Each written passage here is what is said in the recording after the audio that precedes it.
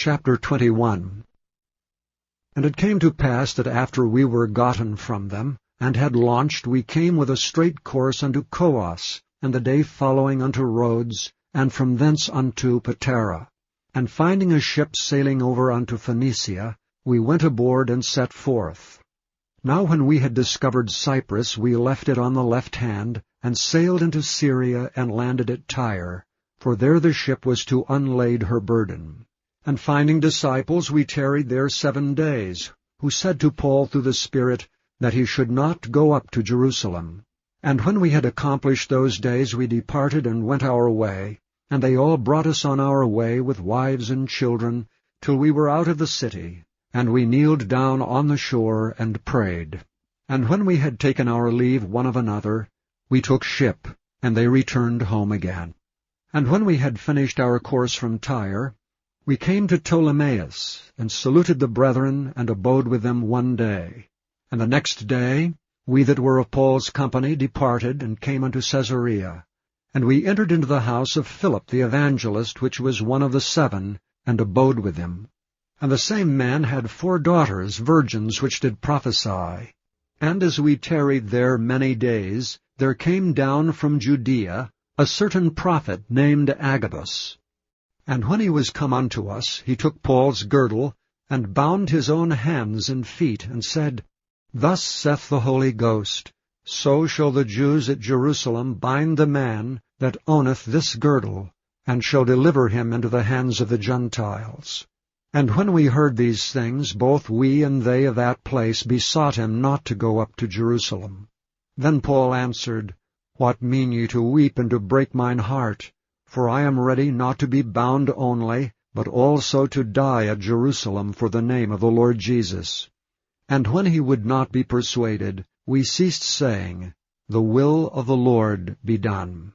And after those days we took up our carriages, and went up to Jerusalem.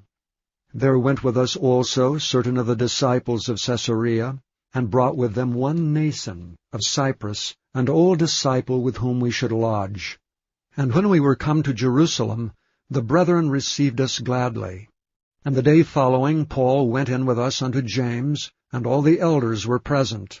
And when he had saluted them, he declared particularly what things God had wrought among the Gentiles by his ministry. And when they heard it, they glorified the Lord, and said unto him, Thou seest, brother, how many thousands of Jews there are which believe, and they are all zealous of the law.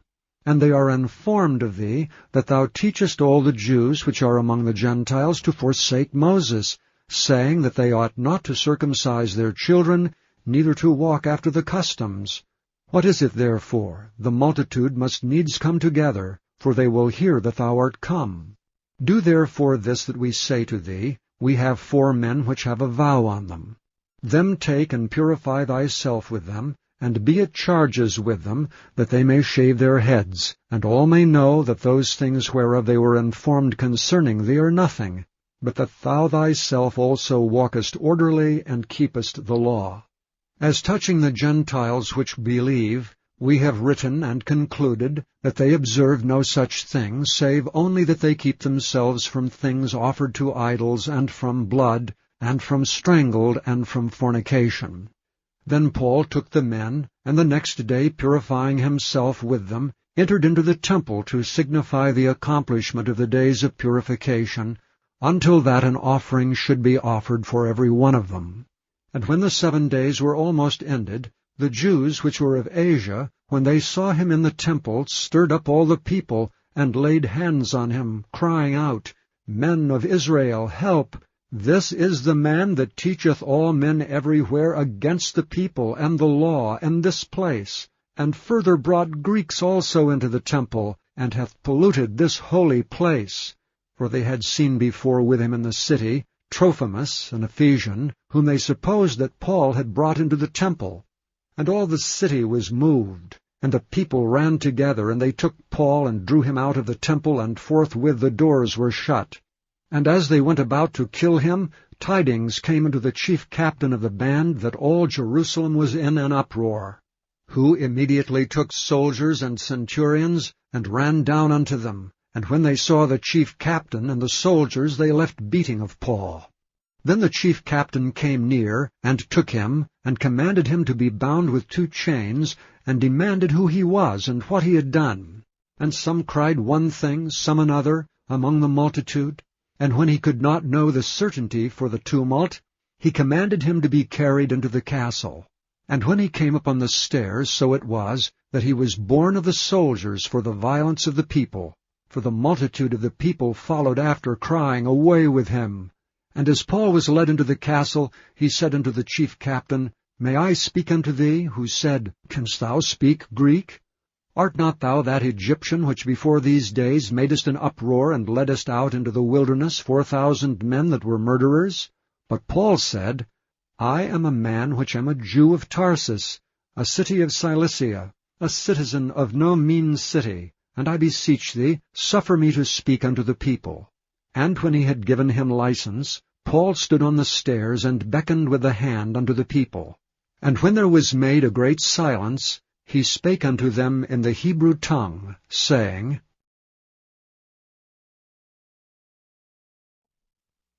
Chapter 22.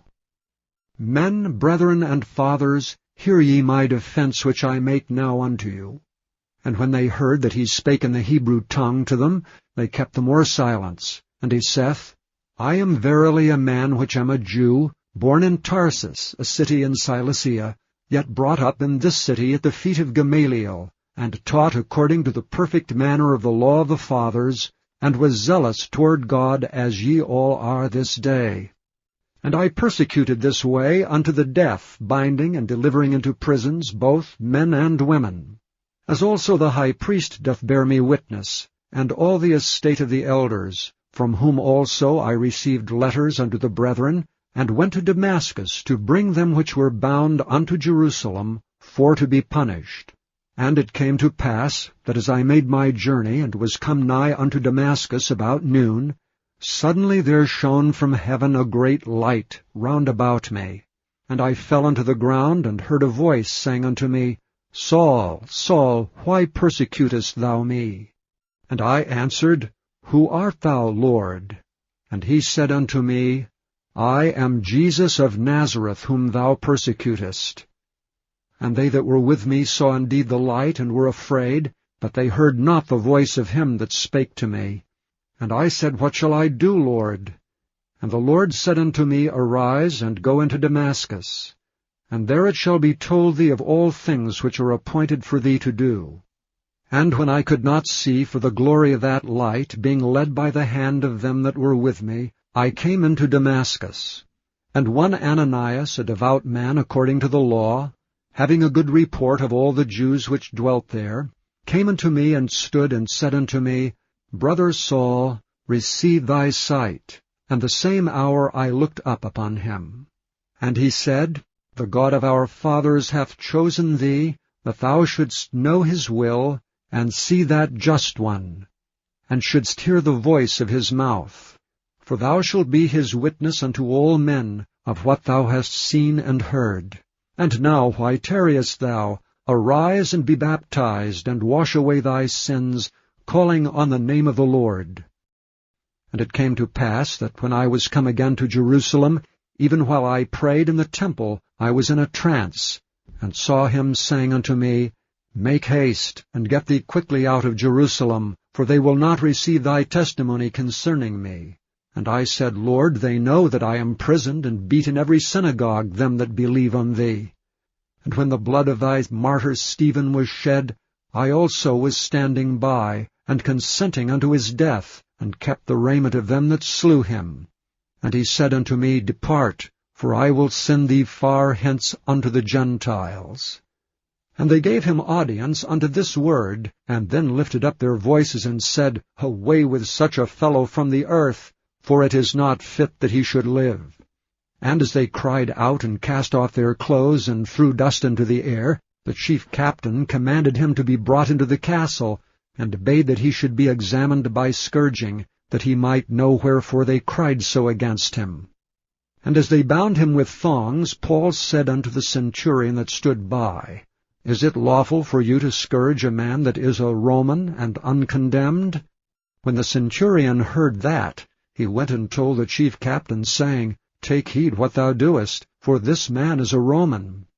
Then the chief captain came and said unto him, Tell me, art thou a Roman? He said, Yea.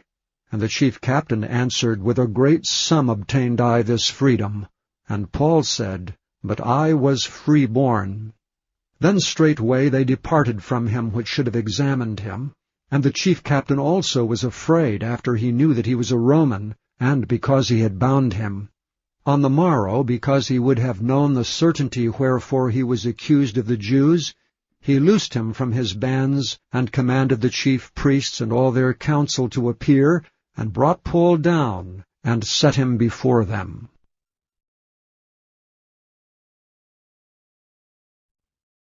Chapter 23.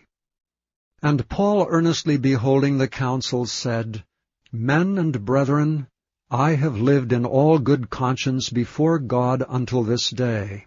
And the high priest Ananias commanded them that stood by him to smite him on the mouth.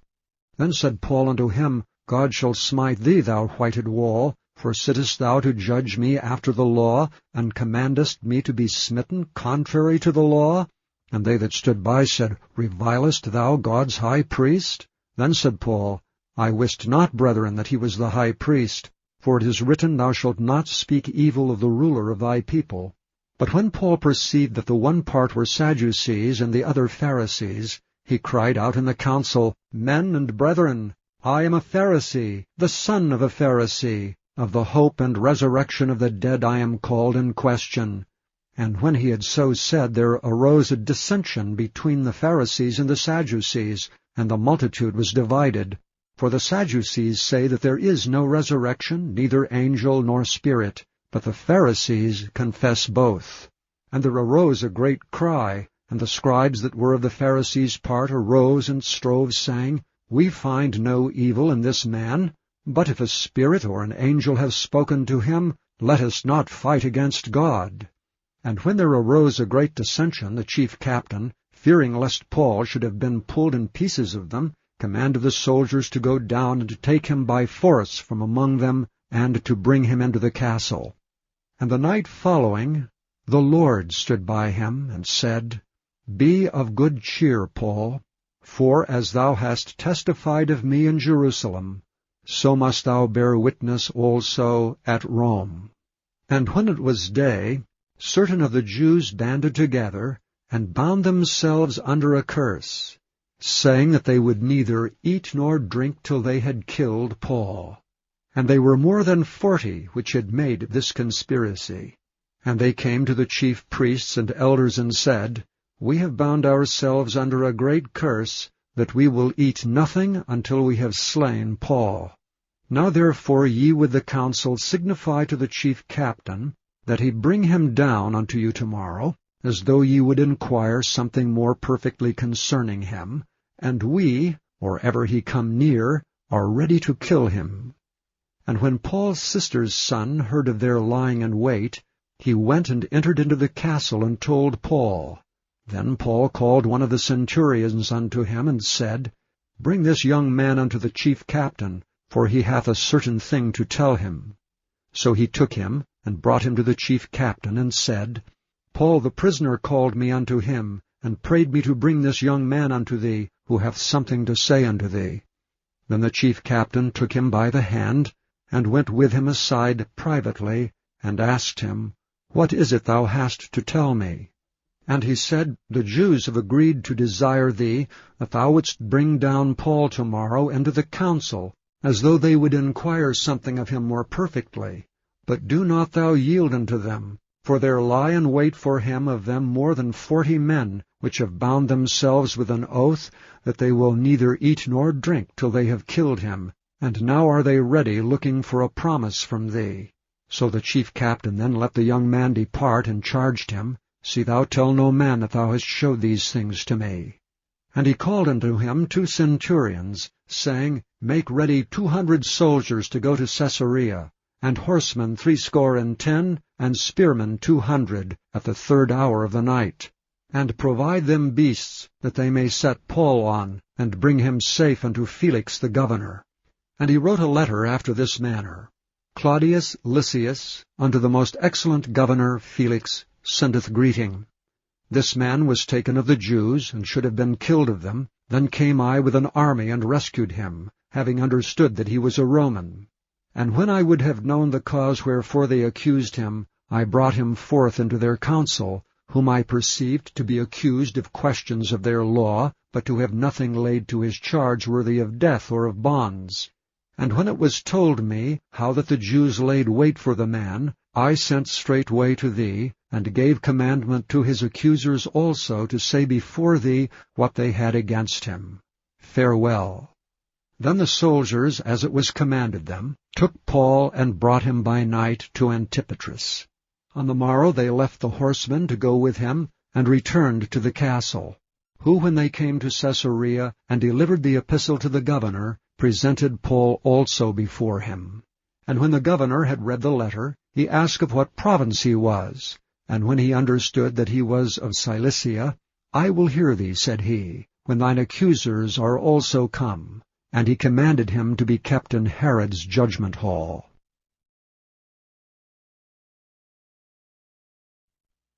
Chapter 24. And after 5 days, Ananias the high priest descended with the elders, and with a certain orator named Tertullus, who informed the governor against Paul.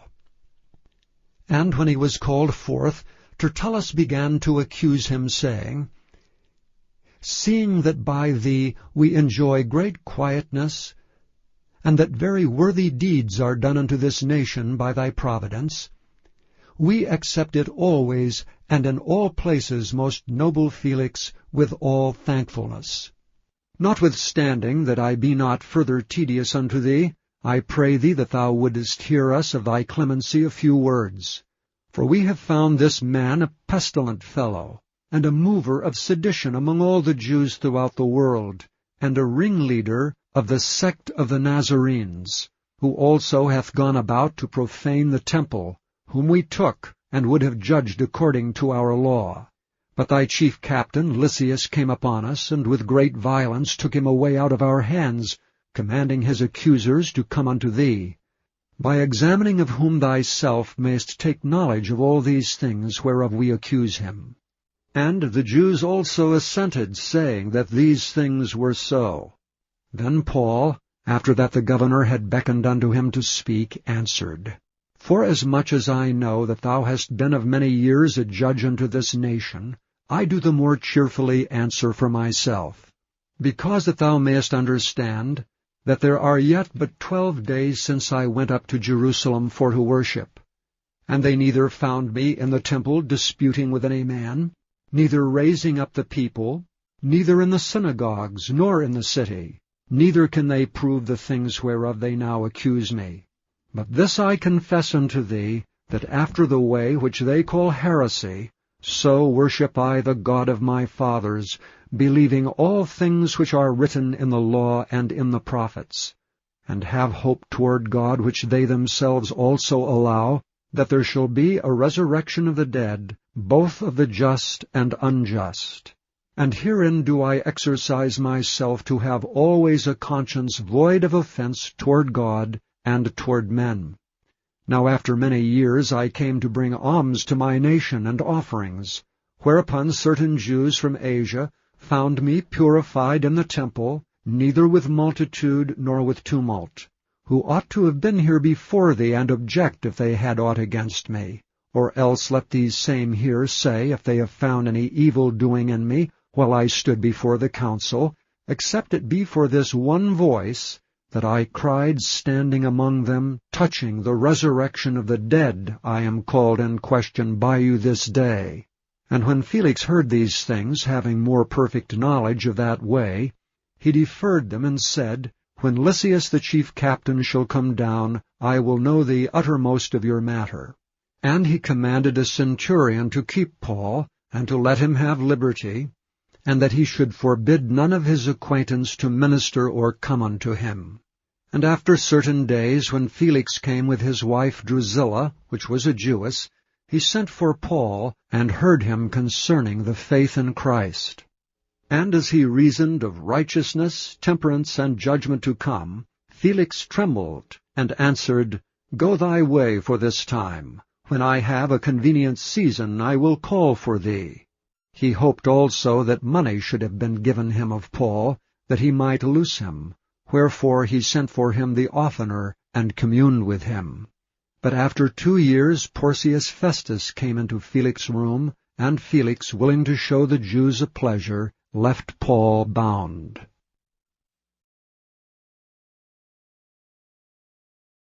Chapter 25.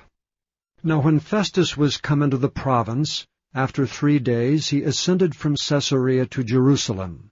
Then the high priest and the chief of the Jews informed him against Paul, and besought him, and desired favor against him, that he would send for him to Jerusalem, laying wait in the way to kill him. But Festus answered that Paul should be kept at Caesarea, and that he himself would depart shortly thither. Let them therefore, said he, which among you are able, go down with me, and accuse this man, if there be any wickedness in him. And when he had tarried among them more than 10 days, he went down unto Caesarea, and the next day, sitting on the judgment seat, commanded Paul to be brought. And when he was come, the Jews which came down from Jerusalem stood round about, and laid many and grievous complaints against Paul, which they could not prove. While he answered for himself, Neither against the law of the Jews, neither against the temple, nor yet against Caesar have I offended anything at all. But Festus, willing to do the Jews a pleasure, answered Paul, and said, Wilt thou go up to Jerusalem, and there be judged of these things before me? Then said Paul, I stand at Caesar's judgment seat, where I ought to be judged. To the Jews have I done no wrong, as thou very well knowest. For if I be an offender, or have committed anything worthy of death, I refuse not to die. But if there be none of these things whereof these accuse me, no man may deliver me unto them. I appeal unto Caesar. Then Festus, when he had conferred with the council, answered, Hast thou appealed unto Caesar? Unto Caesar shalt thou go. And after certain days King Agrippa and Bernice came unto Caesarea to salute Festus. And when they had been there many days, Festus declared Paul's cause unto the king, saying, There is a certain man left in bonds by Felix, about whom, when I was at Jerusalem, the chief priests and the elders of the Jews informed me, desiring to have judgment against him. To whom I answered, It is not the manner of the Romans to deliver any man to die. Before that he which is accused have the accusers face to face, and have license to answer for himself concerning the crime laid against him. Therefore when they were come hither, without any delay on the morrow, I sat on the judgment seat, and commanded the man to be brought forth. Against whom when the accusers stood up, they brought none accusation of such things as I supposed, but had certain questions against him of their own superstition, and of one Jesus, which was dead, whom Paul affirmed to be alive.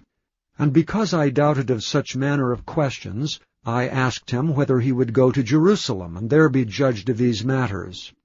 But when Paul had appealed to be reserved unto the hearing of Augustus, I commanded him to be kept till I might send him to Caesar. Then Agrippa said unto Festus, I would also hear the man myself. Tomorrow, said he, thou shalt hear him. And on the morrow, when Agrippa was come, and Bernice with great pomp, and was entered into the palace of hearing with the chief captains and principal men of the city, at Festus' commandment Paul was brought forth.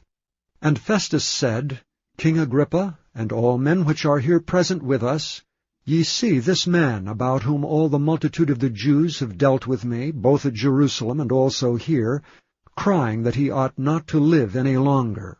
But when I found that he had committed nothing worthy of death, and that he himself had appealed to Augustus, I have determined to send him, of whom I have no certain thing to write unto my Lord. Wherefore I have brought him forth before you, and specially before thee, O King Agrippa, that, after examination had, I might have somewhat to write. For it seemeth to me unreasonable to send a prisoner, and not withal to signify the crimes laid against him.